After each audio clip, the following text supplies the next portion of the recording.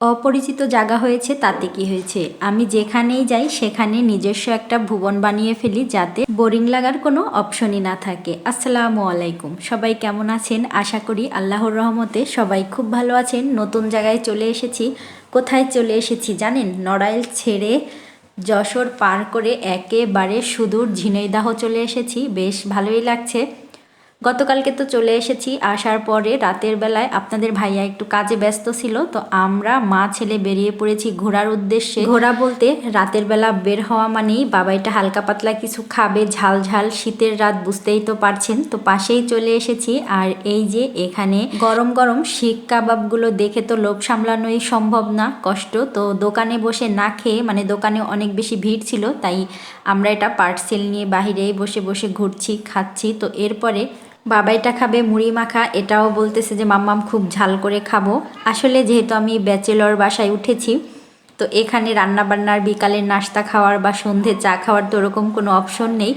হয়তো খেলে খাওয়া যেত, কিন্তু ভাবলাম এসব ঝামেলা না করে একেবারে বাহির থেকে ঘুরে আবার কিছু খাবারও নিয়ে এসেছি। এটা হচ্ছে সকালবেলা, সকালে আপনাদের ভাইয়া নাস্তা নিয়ে এসেছে। নাস্তা খেয়ে এই যে আমরা ঘোরার উদ্দেশ্যে বেরিয়ে পড়ব। তো এখানে সবই আছে, কিন্তু সবাই ওই যে বললাম ব্যাচেলর, তো ব্যাচেলর বাসায় ঘোরার আনন্দটা বেশ ভালোই কিন্তু লাগছে, অন্যরকম ফিল। আগে কখনো এরকম অনুভূতি তো হয়নি, এই প্রথম। তো আমি তো চলে এসেছি সুদূর ঝিনাইদহ। এটা হচ্ছে পায়রা চত্বর। যারা ঝিনাইদহ থাকেন তারা তো সবাই মোটামুটি এই জায়গাটা চেনেন।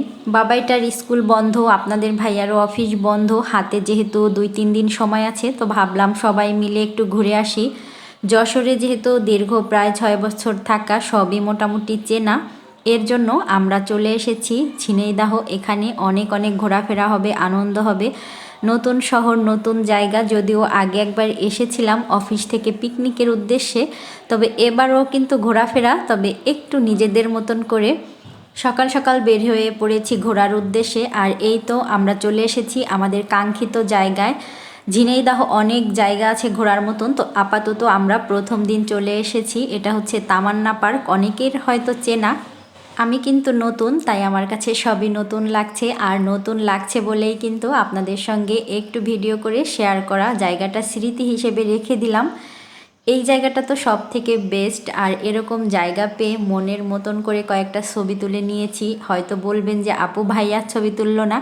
আপনাদের ভাইয়ার পিছন পিছন ঘুরতে হয় ছবি তোলার জন্য, তারপরেও সে ছবি তুলতে চায় না, আর সে এত বেশি ব্যস্ত।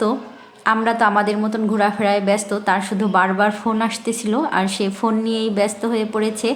কোনো রকমে ধরে বেঁধে তার 1-2টা ছবি তোলা হয়েছে, আর বাবাই তো বেশ বিন্দাস, অনেক আনন্দ করছে।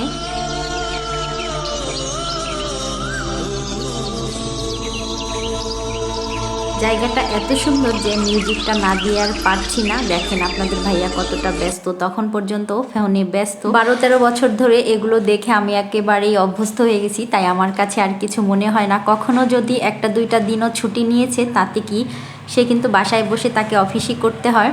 আমি যেখানেই যাই সেখানে নিজস্ব একটা ভুবন বানিয়ে ফেলি, বললাম না। পার্কে এসেছি, কিন্তু আমার তো মনেই হচ্ছে না আমি পার্কে এসেছি, মনে হচ্ছিল এটা আমার হয়তো বাড়ি।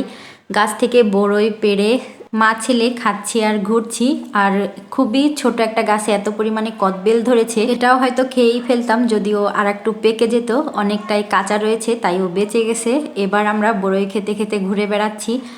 আর এখন যেহেতু ইলেকশনের সময়, সবাই মোটামুটি ব্যস্ত, আর এই ইলেকশনের সময় তো কোথাও থেকে কোথাও কেউ বের হতে পারে না। বিশেষ করে শিক্ষা প্রতিষ্ঠান থেকে তো পিকনিকে বেশিরভাগ সময় আসে, তো যার জন্য হচ্ছে পার্কটা অনেক বেশি ফাঁকা, মনে হচ্ছিল একদম আমাদের নিজস্ব।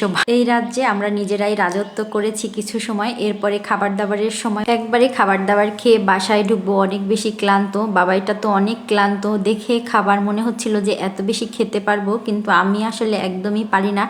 আমার বাসার খাবারই বেশি পছন্দ, আমার ছেলেটাও ওরকম। তো আমরা নর্মাল খাবার দাবারই নিয়েছি, তারপরেও আমার ছেলেটা তো একটা প্লেটে যে ভাত দিয়েছে, তো 4 ভাগের 1 ভাগও খেতে পারেনি। আমিও ওরকম খেয়েছি, মানে জোরপূর্বক। তো এখানে ছিল গরুর মাংস, এই হোটেলটার অনেক বেশি সুনাম শুনেই আসা হয়েছে। তো খাবার দাবারও মোটামুটি, কিন্তু এই যে সবজিটা নিয়েছি এটা খেতে খেতে অনেকবার লেবু চাওয়ার পরে লেবু দিয়েছে, মোটামুটি যত সময় লেবু দিয়েছে তত সময় কিন্তু শাকভাজিটা খাওয়া শেষ। শাক দিয়েই সাধারণত লেবু খাওয়া হয়, কিন্তু এত বেশি দেরি করে ফেলেছে যে আমাদের লেবুটা আর মজা করে খাওয়া হয়নি। তো যাই হোক, সব খাবার দাবার খেয়ে নিচ্ছি। বাবাইটাকে বলতেছি যে একটু মজা করে খাও, কিন্তু সেও খেতে পারছে না। আসলে যখন ঘুরতে গিয়েছি ওইখানেও কিন্তু এইটা সেইটা টুকটাক একটু একটু খাওয়া হয়েছে।